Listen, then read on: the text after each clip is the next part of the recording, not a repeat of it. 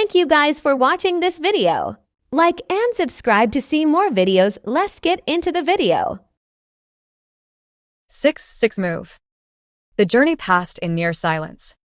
Beyond his initial introduction and a reiteration of Genryosei Shigekuni Yamamoto's summons, Chojiro Sasakaibe spoke not a word.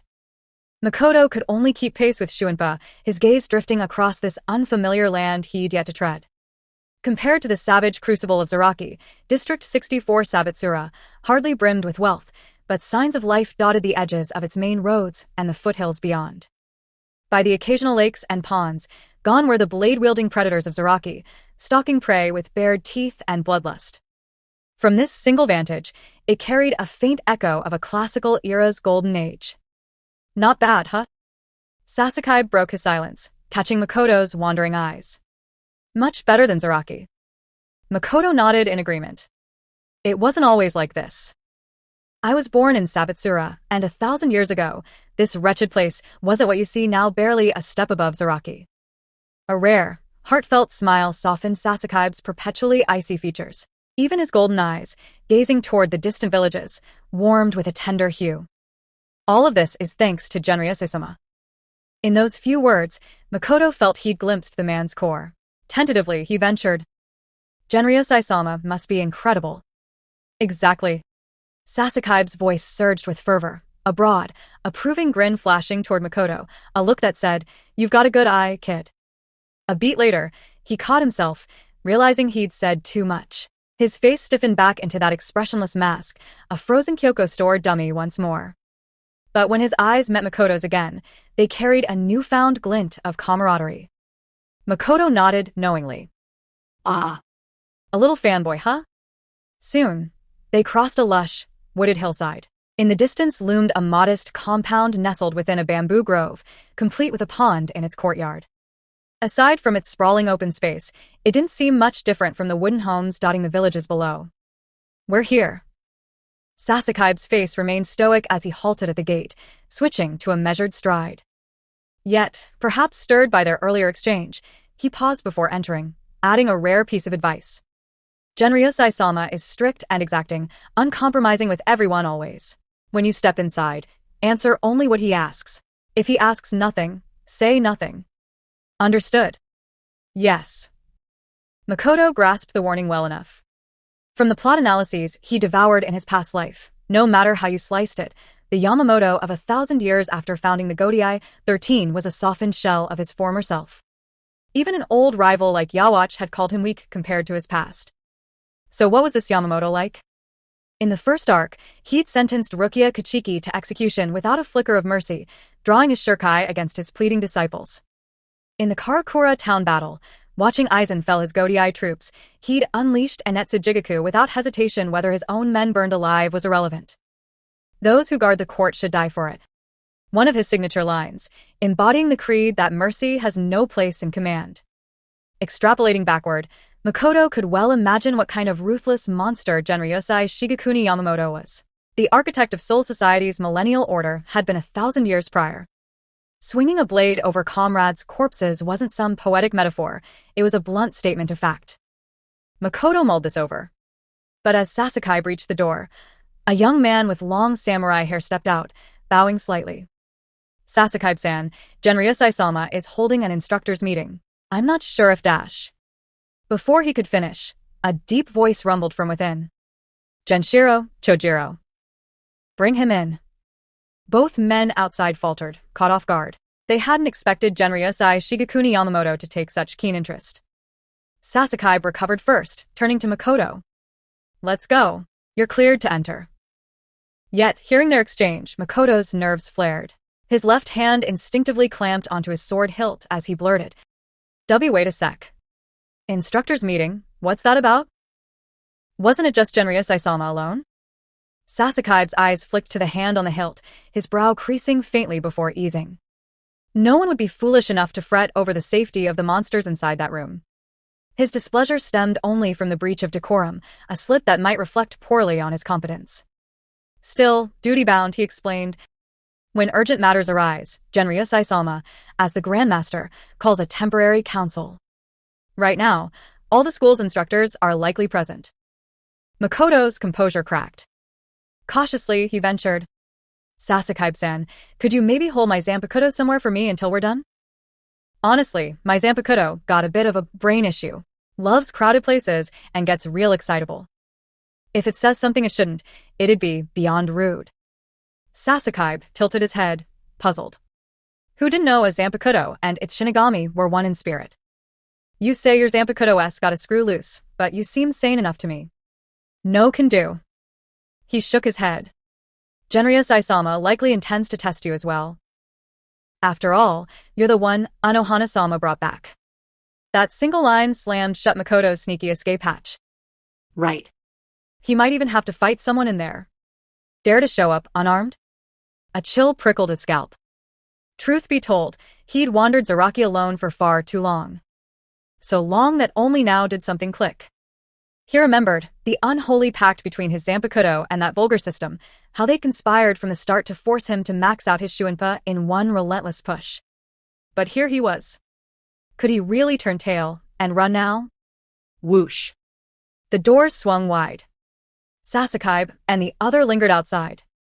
Makoto steeled his face, gripping his sword hilt tightly, and strode forward under the piercing stares of a dozen ferocious instructors lining the dojo's sides.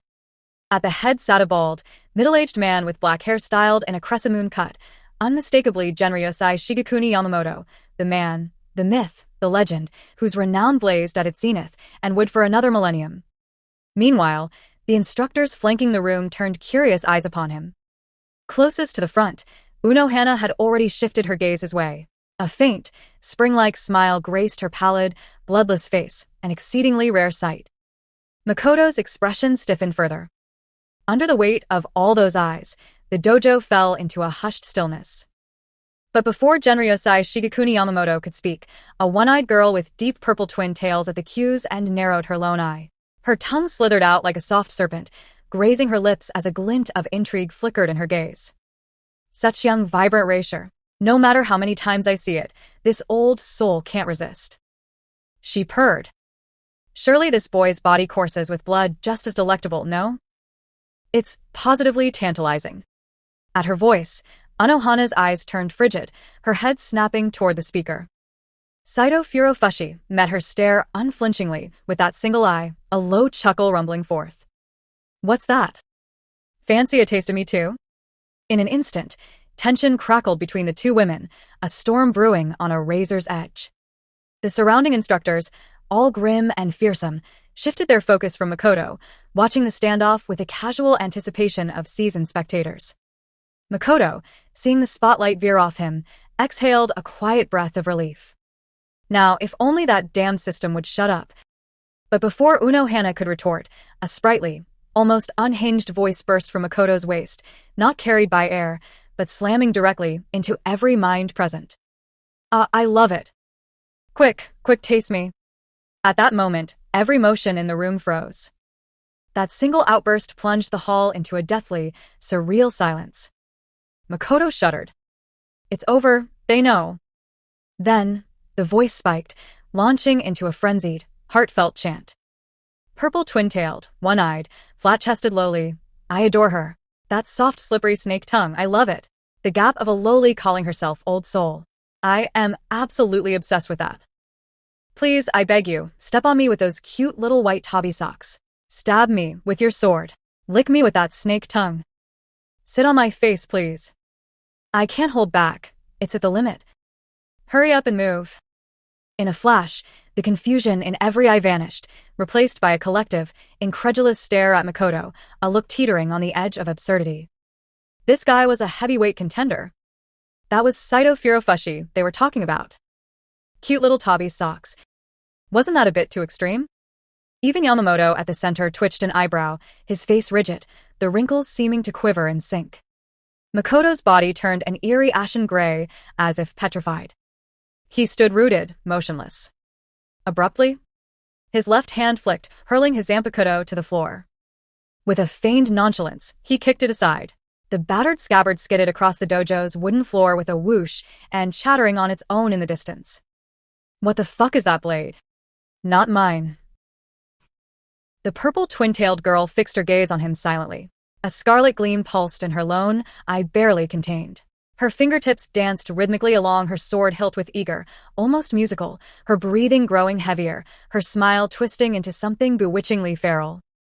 Her cleaving itch had flared. 7-7, no longer optional. Enough. In the midst of this brewing storm, a stern, authoritative growl rumbled from the dojo's center. Saito, her fingers already brushing her sword hilt, and Makoto, who just kicked his Zanpakuto aside, froze in unison. Yamamoto's gaze swept over them, cold and unyielding. In that fleeting instant, Makoto felt a crushing wave of Ryatsu like a landslide bearing down to flood the confined space, surging like a tidal deluge. An odd, suffocating sensation gripped him, as if he were being buried alive in soil. As if death loomed a heartbeat away. Until Yamamoto lowered his head, taking a seemingly casual sip of tea from the cup beside him. TSH. Saito shot him a wary glance, her hand stilled on her weapon, restraining the urge to lunge into a frenzied assault. The instructors lining the room watched with varied expressions. Before clashing with the XEIenea, Yamamoto had swept through Rakongai, plundering its mightiest warriors and forging a united front. These were those plundered elites, survivors who'd bent the knee after defeat, once ferocious monsters tamed into submission. In days past, any one of them dropped into a Rakongai district would have reigned as an apex predator. Now, they bowed to the true dragon crossing the river. You're Makoto Fujimiya? Yes. His demeanor tightened slightly. Yamamoto's voice remained measured, carrying the deep, magnetic timbre of a seasoned man. I've heard you possess a gift of limitless growth in battle. Is this true, or merely the power of your Zanpakuto? The blunt question caught Makoto off guard. Then, quick as a spark, he rallied. No. It's not limitless growth. Makoto straightened, his face a mask of grave sincerity as he corrected the notion. In truth, it's a desperate measure to survive, a unique keto technique of my own. It might look effortless, but every boost to my strength comes at a harrowing cost. Yamamoto's interest piqued subtly, his tone probing. A cost? Such as? Like, massive Ryatsu drain. Makoto hadn't given it much thought before stepping into this room, his mind consumed with silencing his crude, jabbering Zanpakuto.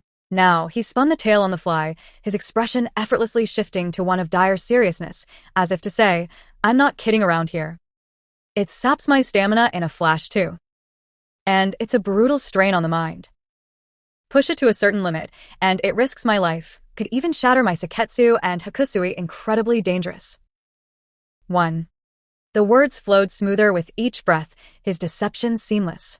His face gradually took on the look of a man facing mortal peril and emerging scarred. A survivor who'd paid a ghastly price in his clash with XEIenea. Makoto Fujimiya was a master of the cautious path. One headache-inducing sassy Zanpakuto was plenty. If he didn't stash a few aces up his sleeve, how would he survive what lay ahead? His logic was crystal clear. He played the part flawlessly. Yet, as he spoke, the instructors seated along the sides began to nod faintly. It started to make sense. If it were some rare, explosive keto trick, a weakling holding his own against XEIenea for a brief spell didn't seem so far-fetched. Only XEIenea herself furrowed her brow.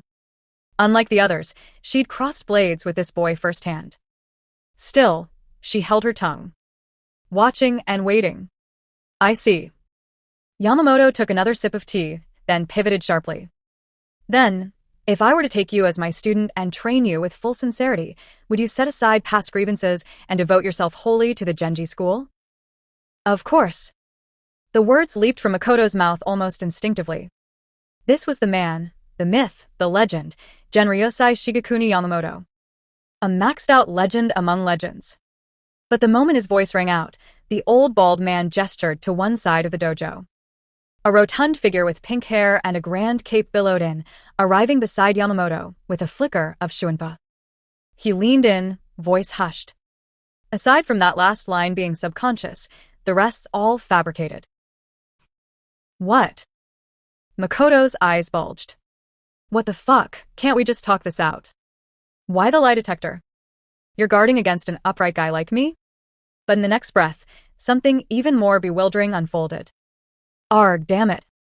A grizzled instructor with a fur-collared scarf slapped his thigh, his face a mask of regret. To think such a freak exists. Bet on the wrong horse this time. Beside him, a bespectacled man thrust out his hand without a shred of mercy. A bet's a bet. 10,000 can, if you please. I told you, given Anohana-san's nature, she'd never lie about something like this. See. TCH. Fine. I get it. In an instant, the once quiet dojo erupted into chaos. Makoto gaped at the pack of degenerate gamblers, incredulous. If you're all so bored with life, why not go chew on a light bulb? Ahem. Silence. It took 2 sharp coughs from Yamamoto to rein in the madness, his brow furrowed as he barked. What kind of example is this for the young? Exactly. The purple twin-tailed girl leaped up, her lone eye sweeping over the rabble with unabashed disdain. In my book, we'd settle this with a straight fight, everything laid bare. All this fuss is pointless. Hey. You lewd little punk. She spun toward Makoto, arms crossed over her modest chest, head tilted. Saito grinned with smug delight. With a thunk, she drove her scabbard into the dojo's wooden floor under Yamamoto's rigid stare, then rolled up her sleeves and beckoned him over. No sword for you, no sword for me. About like this ought to do some good, right? Let's see what this monster's made of. I am not. I didn't dash. Makoto floundered, dazed by the spiraling chaos. In his mind, the Godei 13th's predecessor should have been a solemn, disciplined force, rigid with protocol, exuding captain-level gravitas at all times. So why did this feel like a bandit den or a ragtag circus? Could he even keep up his cautious facade anymore? Oh, I get it. Noticing his hesitation, Saito's eye glinted with sudden understanding. The girl paused, then yanked off her snow-white tabi, revealing a pair of petite, lustrous feet. Her delicate toes, unaccustomed to the wooden floor's chill, curled inward slightly, the arch tracing a smooth, graceful curve. 2. When she tipped onto her toes, the soles flushed a healthy pink. With a flick, Saito tossed the tabi at Makoto's feet, hands on hips, laughing boisterously. Since you're so obsessed with these, let's make them the stakes. Land a hit on my face and you win. Win, and both are yours. Lose, and you still get one as a consolation prize, though it's got a hole in it. Gotta say, your fetish is downright bizarre. First time I've seen anything like it. Makoto's face contorted, his features nearly twisting off his skull. You think you can bribe me with a cute girl's smelly socks? This is an insult. He wanted to bellow his outrage. But his Zanpakuto beat him to it. Ah, PR. Bare feet forever. Idiot. Get a clue. Pull me out of this lousy scabbard already. I want to sleep nestled in a cute girl's toes and tabi. The instructor's stare shifted, now eyeing him like some mimetic contaminant or hazardous chemical spill. Saito, hands still on her hips, cackled louder at the outburst. Hey. You're brutally honest about your perverted delusions. I'm starting to like you. Such spirit. At that moment, Makoto's heart seethed with righteous fury. He clutched his face, anguish etched deep. Today, win or lose, he'd be branded a foot freak. So. Winning was the only option. 1. The Seketsu, binding chain, on a Shinigami is just as important as the chain of fate is on a plus. While there is no chain per se connected to a Shinigami, the area where the chain of fate was originally is still just as important as when the Shinigami was a simple soul. In a Shinigami, the Seketsu acts as a boost to spiritual power, in conjunction with the Hakusui, soul sleep, the source of spiritual power. These 2 points are commonly considered pressure points. If they are pierced, they seal up this spiritual power, and the Shinigami will lose all their power. The Shinigami who experiences this will never be a Shinigami again. 2. Tabi are traditional Japanese socks featuring a separation between the big toe and the other toes. 3. Pluses or holes are the benign ghosts in the human world. They are the spirit of a person who has died. Here it is, just as promised, the bonus chapter for all of you, our beloved man of cultures. Saito tilted her head, her stance utterly unguarded, slouched, and carefree, a goofy grin plastered across her face as she eyed Makoto. Here I come. Makoto's pupils constricted, his Ryatsu's senses fanning out in all directions. The instant her words hit the air, Saito's entire demeanor shifted. Her once lax, drooping posture snapped taut, her petite frame crouching low like a leopard. Delicate fingertips grazed the floor. Yet Makoto's mind remained a still pond. No matter how you sliced it, he'd survived countless bloodbaths in Zaraki's hellscape. Though he trusted the 4 art stats on his panel even now, a sliver of hope lingered born from the knowledge and instincts of his past life. Zanjutsu, Hakuta, Kido, Ho-Ho. Hakuta, hand-to-hand combat, pure and simple. And in any brawl, landing a hit was the ultimate goal. That meant height, reach, leg length, and weight remained the bedrock of mastery. He'd proven as much against Zaraki's lunatics. Sure, this oversized loli might boast captain-level skill, but her build. His thoughts barely had time to churn. Saito let out a sharp Cool. Beneath her bare, snow-white feet, a shockwave of Ryatsu erupted like a sonic boom. Her body angled razor close to the ground, and with a boom, she vanished. When she reappeared, her slender fist slammed into his left cheek from the side. In slow motion, Makoto's face rippling like waves under that tiny fist's freakish force, his head warping in an instant. Bang! The sheer power twisted his entire body, sending him spinning through the air, consciousness blinking out in a flash. Yay! Saito's bloodthirsty, ecstatic grin burned into his vision up close. Harder. Please deeper into me, you flat-chested, snake-tongued Nei-chan. Hakuta plus 10. One glance at the numbers told the tale. Her Hakuta outclassed him by a crushing margin. Thud. Crash. Crash. Crash. He tumbled across the floor, splintering countless planks before his senses staggered back. Shaking his head, he propped himself up on unsteady hands. That reaction's pathetic. From the instructor's seats, Nobitsuna Shigeo, a gaunt, tubercular figure still smarting from his lost bet, propped his cheek on his hand, muttering with unmasked disdain. A wicked thought struck him. He smirked at his neighbor, voice low. Hey, Kinraku. Another round? 10,000 gone. Kinraku Izahara, as ever, kept his hands tucked in his sleeves. He watched from the sidelines. But beneath his drooping lids, a faint contempt gleamed. Hearing Nobitsuna, he chuckled. 20,000. Take it or leave it. 20 it is. I'm betting he loses. Huh. Most of the instructors were veterans of centuries or millennia, perched at Soul Society's apex, and had eyes honed to razor precision. Save for a few slackers, they could gauge Makoto's level and heartbeat. Only Unohana maintained her serene smile. It had begun.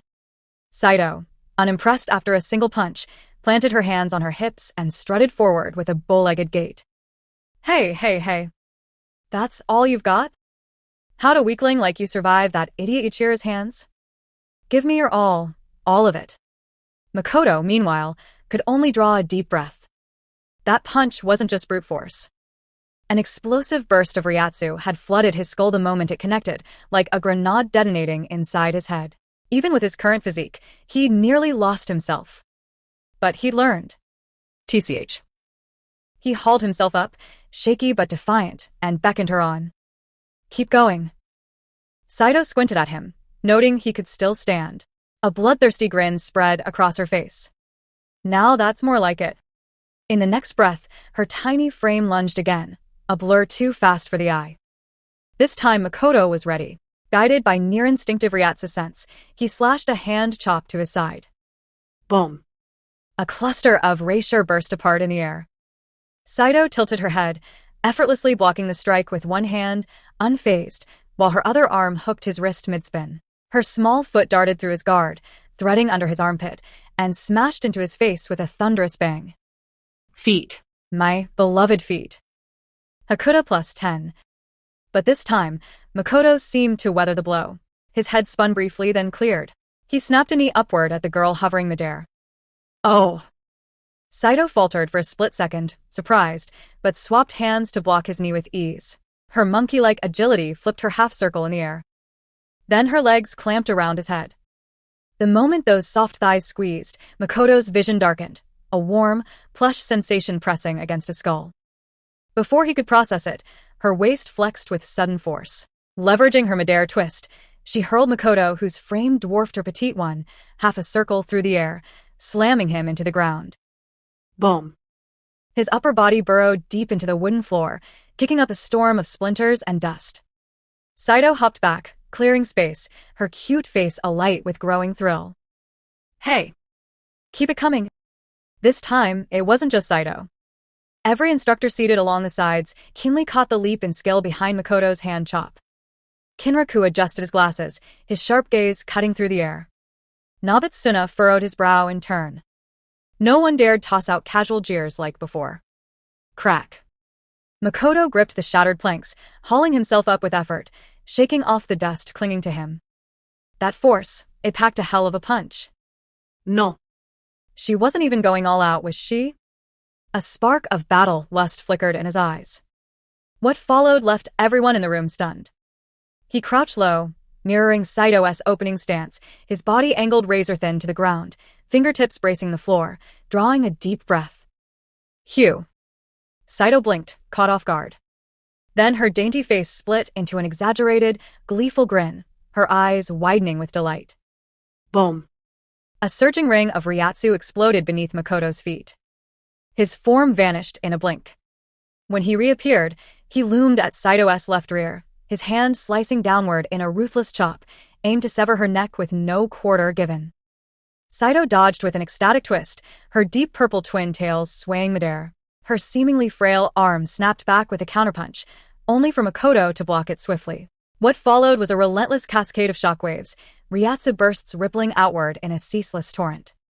The dojo trembled without pause. Hakuta plus 10. Hakuta plus 10. Hakuta plus 10. Hakuta, Tier 3. Hakuta Bottleneck, Stage 1. Training in progress, Hakuta Bottleneck Breakthrough. Hakuta, Tier 4. Hakuta plus 5.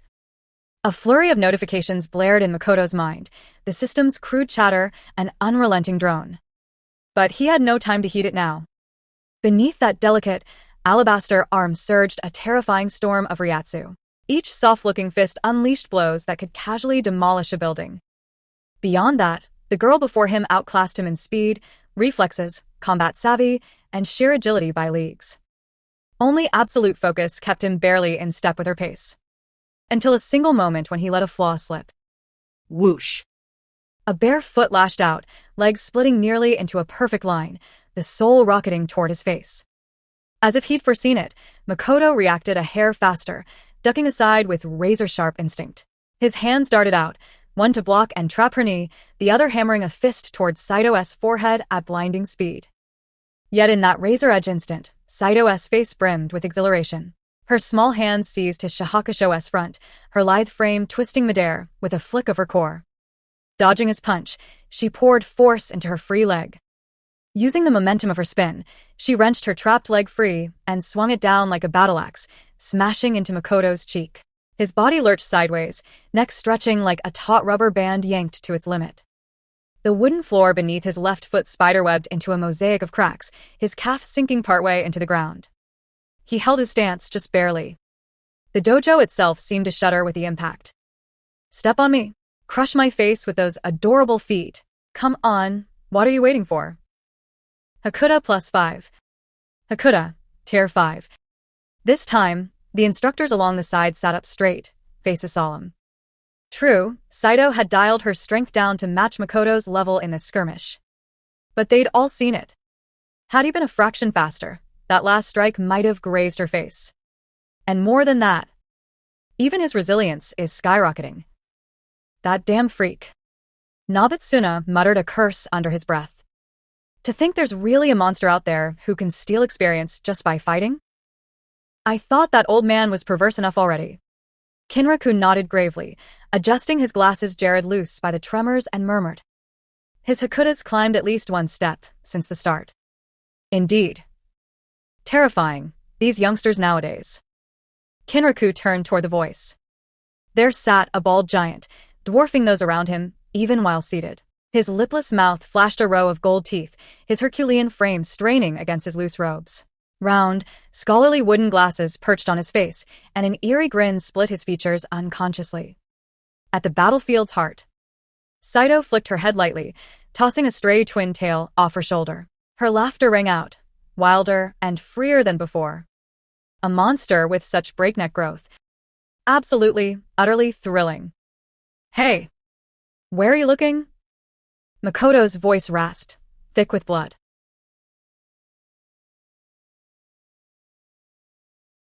As the girl's exhilarated gaze locked onto him, he tilted his head, flashing a feral grin. Blood trickled from the split corner of his mouth. Saito's eyes paused. Then his trapped calf yanked free from the floor. Using his lurching momentum, he swept a leg low across the ground, kicking up a blinding shroud of dust between them. Huh. Petty tricks like that won't work on me. Saito cackled, dropping low in the haze. Her petite frame darted past a fist swinging through the smoke, her deep purple twin tails lashing the air like whips in her high-speed dance. Her bare feet dug into the floor, power surging from the ground up through her twisting spine. She snapped a punch backward, aimed square at his gut. But in the split second her pale fist closed to within an inch of him, Saito froze.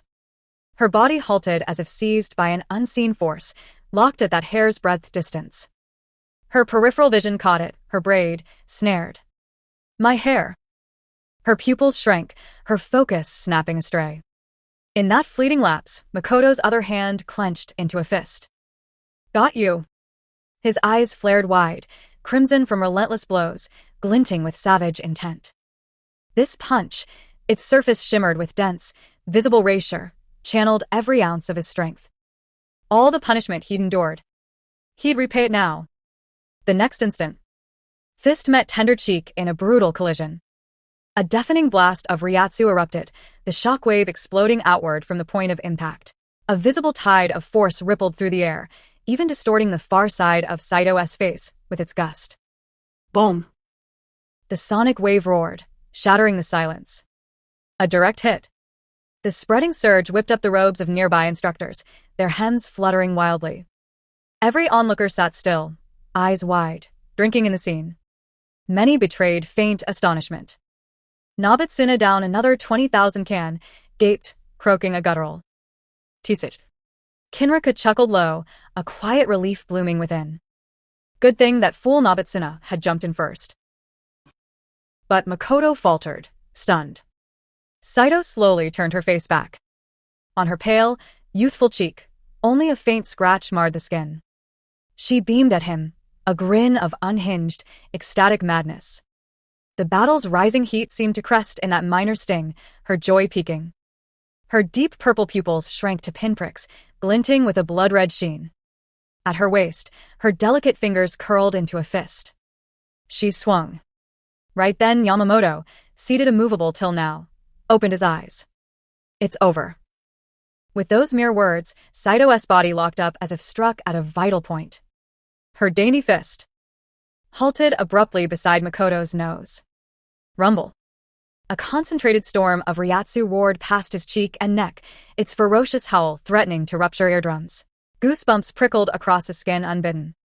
Blood sprayed from his flesh, carried off by the wind. It was the primal scream of a death instinct honed to a lethal edge. His entire body locked rigid. That single punch demolished a vast swath of wall behind him, exposing the scenery beyond. Can't you let me have my fun? Come on, snake-tongue Nachon, give me a few more solid kicks. Hakuta plus 10. In that moment, Makoto finally grasped just how much Saito had held back in this so-called test. One hair's breadth more, and he'd have been dead. Seriously? As she pulled back, Saito hopped about, wailing in frustration. She slapped her thighs with loud smacks, lamenting. I got too careless. Didn't even dodge. Go, my precious hair.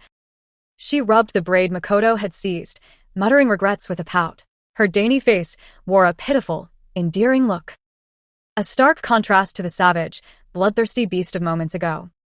But Mid-grumble, Saito's lone eye swiveled back to the boy before her. She straightened, stepping closer. What now? Makoto frowned, puzzled, instinctively edging back. But in the next breath, she closed the gap, grabbing his Shahakusho's front.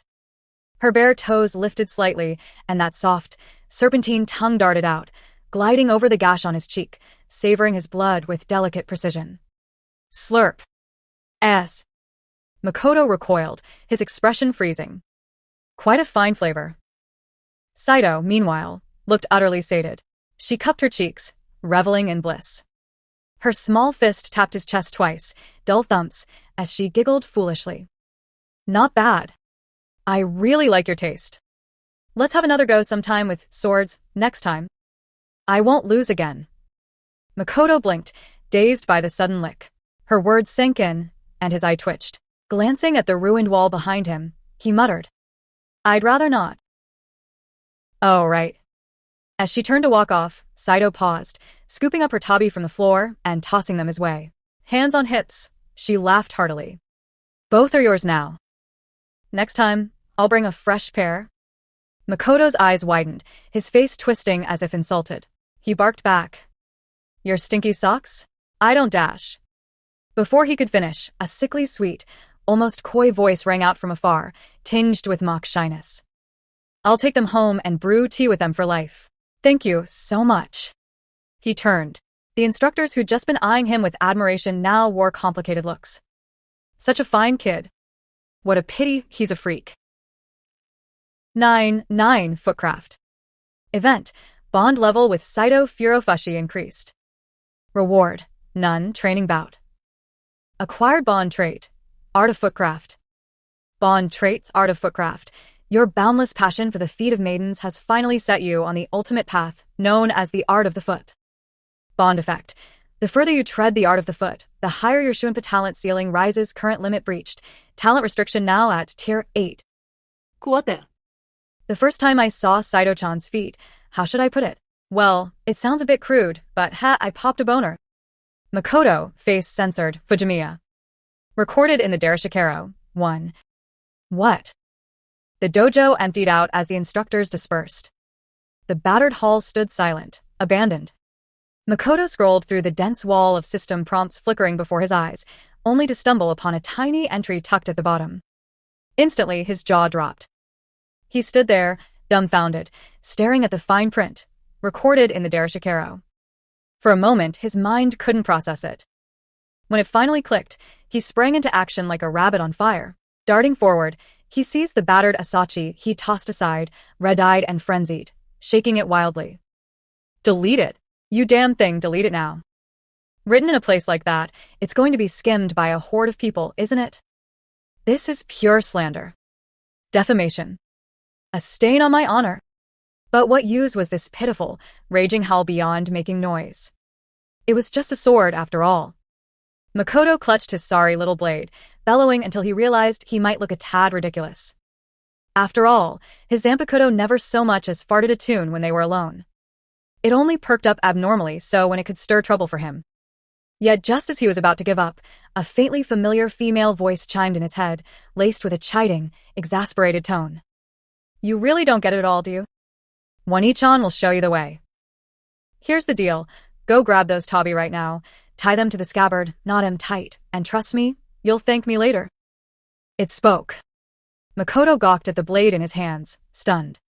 During Jinzen, it wouldn't even dignify him with a peep, too. But as her words sank in, suspicion crept over him, his expression wavering between belief and doubt. His sidelong glance fell on the tabi Saito Furofushi had left on the floor. White. Soft.